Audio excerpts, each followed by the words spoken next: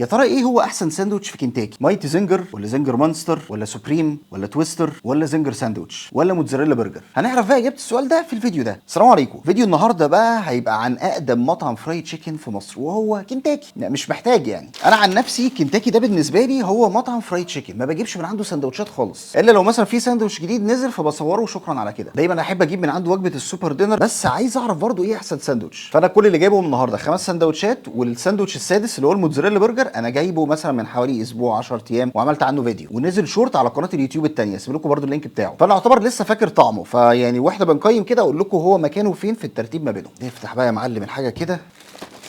ده كيس فاضي، مناديل وشوك وكاتشب.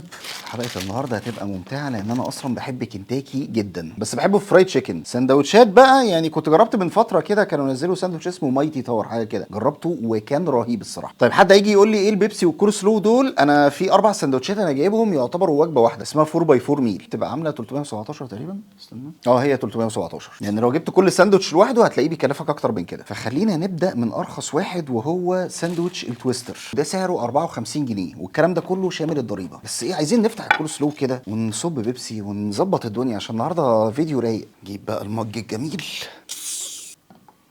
مع ان انا على فكره انا بقالي فتره مبطل بيبسي يعني، بس يعني ساعات كده يعني من وقت للتاني بقى تفاريح يعني، بس غير الاول خالص والله.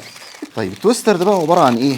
عيش تورتيه وجواه قطعتين ستريبس صغيرين وكابوتشا وصوص كده تقريبا صوص دايناميت. فنجرب كده ونشوف التويستر. بسم الله. يا اخي تتبيله كنتاكي دي مفيش حد عارف يوصلها لحد دلوقتي، ولاد لذينه. نبلع بالكروسرو كده.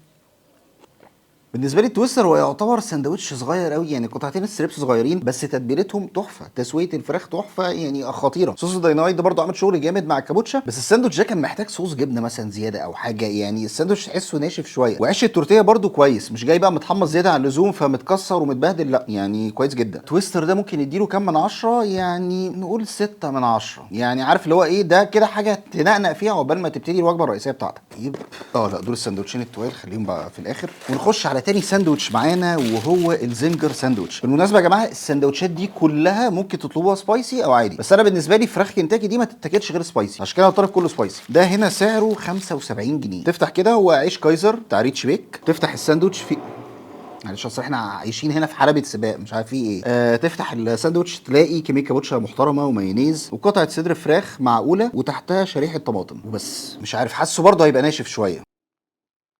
مش عارف ليه حاسس صدر الفراخ هنا يعني يعتبر تقريبا قد قطعتين الستريبس الصغيرين اللي في التويستر، بس الفراخ هنا سبايسي بزياده، بس جامده قوي قوي. نبلع برضه بالكورسو وبعد كده بيبسي.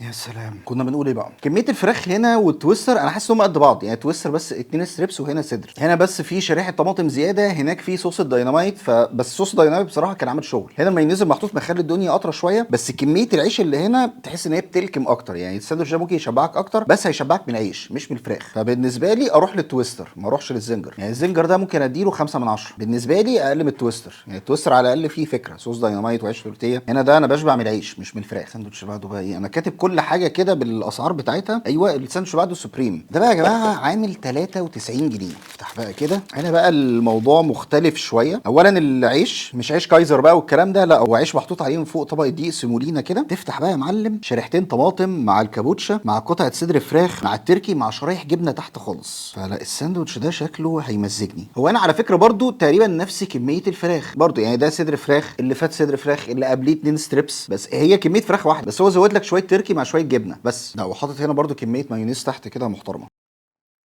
من قبل ما اخش في المكونات الرئيسيه، العيش تحفه رهيب، اكتر واحد عجبني فيهم لحد دلوقتي. تحفه، هي نفس كميه الفراخ بالتتبيله بكل حاجه، مفيش اي فرق، لكن بس شريحه التركي مع الامريكان تشيز مع المايونيز مع الطماطم لا تحفه. والعيش تحفه، العيش عاجبني قوي قوي يعني. بس اللي فارق قوي هنا في الساندوتش ده التركي، يعني شيل التركي بالساندوتش ده، لا الساندوتش ده هيقل جامد قوي، مش هيبقى بالجمال ده. لا عجبني الصراحه ومزجني قوي. يعني الاثنين اللي فاتوا كانوا قشطه شغالين يعني، لا ده عجبني جدا. ده ممكن يديله 9 من 10. يعني انا مش هتكلم على الاسعار، خلي موضوع الاسعار ده في اخر الفيديو، بس لا انا بتكلم كطعم 9 من 10 مستريح. طيب خلينا بقى كده نخش على السندوتشين التانيين.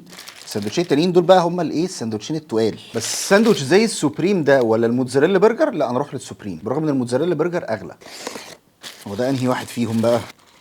لا ده المونستر زنجر، احنا عايزين المايتي زنجر. مايتي زنجر اصلا يعني تشوف شكله في الصور حاجه، وهنا حاجه تانية خالص. هنا بقى برضو جاي في عيش كايزر ريتش بيك كده، بس العيش متبهدل شويه. افتح برضو كميه كابوتشا محترمه ومايونيز وقطعتين ستريبس محترمين، ومعاهم امريكان تشيز وطماطم، وشكرا على كده. هو الساندوتش بس ايه مش ماسك نفسه كده وشكله مش عاطفي، بس احنا ليه يهمنا الطعم. المايتي زنجر عامل 115 جنيه. مش عارف ليه كنت متخيل ان المايتي زنجر هو اكتر واحد هيعجبني، بس ما حصلش. لا السوبريم احلى منه بحبه حلوين. هو كحجم رهيب الصراحه، يعني انت تدفع بتاع حوالي 22 جنيه زياده عن السوبريم، بس هتاكل مايتي زنجر لا هيشبعك. قطعتين ستريبس محترمين، فالساندوتش فعلا ضخم. بس هنا الساندوتش ما تحسش ان هو عامل حاجه مختلفه، يعني هو جامد بس كنت متوقع ان هو يعجبني اكتر من كده. الفراخ برده هي تتبيلتها جامده جدا حلوه، بس كان محتاج ايه اضافه كده او اي حاجه، يعني اي دلع. فده كده ممكن نديله 8 من 10. هو جامد بس السوبريم عندي لا في حته تانية بصراحه. طيب خلينا بقى نخش كده على اخر ساندوتش معانا، وهو المونستر زنجر. هو اسمه زنجر مونستر، ده عامل 142 جنيه. انا لو جبت رز فرخه مشويه ومعاهم شويه رز وتوميه ومخلل مش هدفع فيهم 142 جنيه. بس احنا اللي يهمنا الطعم برضه. كنتاكي، ما كنتاكي كده. طيب هنا بقى العيش متبهدل اكتر من المايتي زنجر كمان. كابوتشا بقى ومتغرق جبنه للصبح ومايونيز وثلاث قطع ستريبس محترمين، وتحت فيه شريحه طماطم كده، وفي كابوتشا تاني. بس صورته على فكره في الابليكيشن مش زي كده خالص. المونستر ده في الابليكيشن حاجه كده 3 طبقات كده، الساندوتش شكله يجوع. ده متغرق جبنه بزياده قوي. اول مره اصور فيديو كنتاكي واجيب فيه العدد ده كله. انا دايما كنتاكي ده بجيب مثلا اي حاجه نازله جديد منه وانزلها شورت كده وخلاص. يعني هو نسخه من المايتي زنجر، بس زايد عليه ان في كميه جبنه محترمه، ده غير قطعه الستريبس الزياده. بس هو ساندوتش يشبع الصراحه. ناقص 142 جنيه وما اشبعش هتبقى مصيبه. كده في حاجه غلط. طبعا تسويه وتتبيله مش هتكلم عنهم، تحفه. الجبنه الكتير دي لا عامله شغل جامد قوي، يعني الساندوتش ما تحسش ان هو ناشف كده. طب نديله كام؟ ده ممكن نديله 8 ونص. يعني هو ايه، هو ما بين المايتي زنجر وما بين السوبريم. طيب لو هلخص لكم التجربه كلها، بالنسبه لي اكتر 3 سندوتشات عجبوني سوبريم والزنجر مونستر والمايتي زنجر. انما التويستر والزنجر ساندوتش يعني هم يمشي حالهم، بس مش اللي انا اجيبهم بصراحه. بس هل مثلا بدل ما اجيب المايتي زنجر اجيب 2 تويستر؟ لا، يعني التويستر برضو ما تحسش ان هو، يعني لو حتى لو جبت 2 منه ما اعتقدش ان هم هيشبعوا زي المايتي زنجر. طيب بالنسبه للموتزاريلا برجر، اقدر اقول لكم ان هو طعمه حلو وكل حاجه، بس برضو غالي. هو كان 118 جنيه، اغلى من المايتي زنجر ب 3 جنيه. الفرق بينه وبين المايتي زنجر ان هو بيبقى معاه تركي وقطعه موتزاريلا، ويبقى قطعه فراخ واحده بس. فكطعم هو حلو، بس المايتي زنجر لا هيلكم اكتر. فالموتزاريلا برجر ده ممكن يبقى ترتيبه في الحاجات دي رقم 4. يعني رقم 1 السوبريم، 2 زنجر مونستر، 3 مايتي زنجر، 4 موتزاريلا برجر، 5 التويستر، 6 الزنجر ساندوتش. بس السوبريم والله فعلا من الاخر انا كنتش متخيل ان في ساندوتش هيبهرني قوي كده. وبس كده، ده كان الفيديو بتاع النهارده. ما تنسوش بقى تعملوا لايك الفيديو وتشيروه في كل حته. اشوفكم ان شاء الله الفيديو الجاي. سلام.